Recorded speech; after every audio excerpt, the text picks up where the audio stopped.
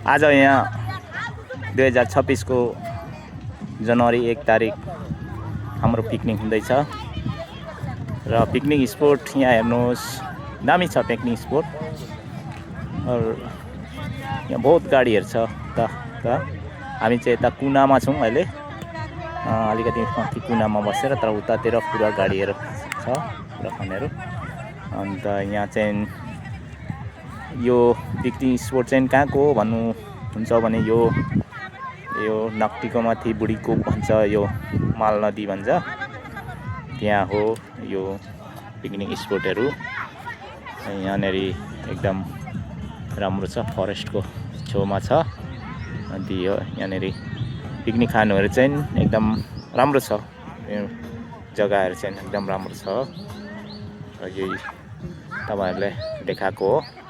यहाँनेर पिकनिक खानुहुन्छ भने चाहिँ यहाँनेर राम्रो हुन्छ है भन्न चाहन्छु